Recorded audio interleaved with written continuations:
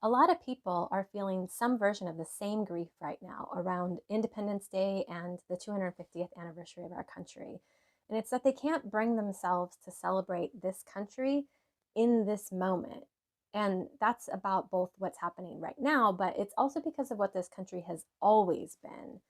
I mean, we're all very aware of where we came from. And 250 years later, we're not only fighting continued injustice, but also the dismantling of our democracy and the rise of authoritarianism.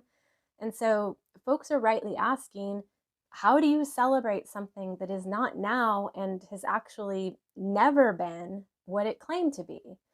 But maybe part of the answer to that is something that we can find all throughout the 250-year history, because when the founders signed the Declaration of Independence, they were not describing America as it existed.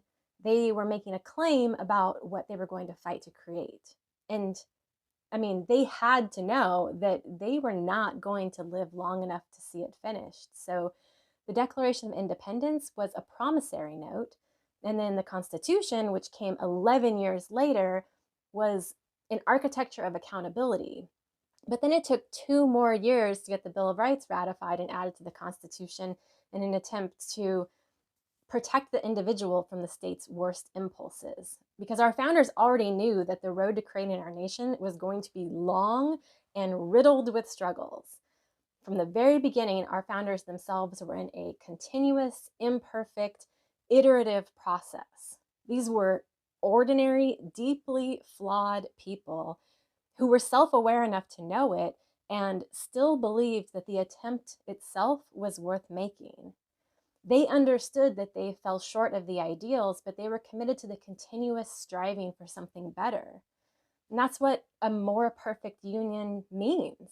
Not a perfect one, a more perfect one, that the work is never done. And they knew that when they wrote it.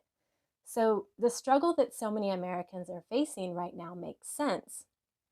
But grief and joy are not mutually exclusive. Our brains are wired to hold complex, overlapping feelings, and our hearts can hold both profound love and the pain of loss at the same time. Patriotism and dissent, failure and hope.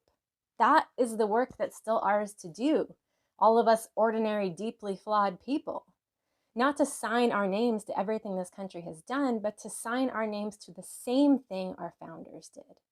The belief that what we're trying to build is worth the fight, especially when the distance between the promise of what we can be and the reality of what we are today is as wide as it is right now.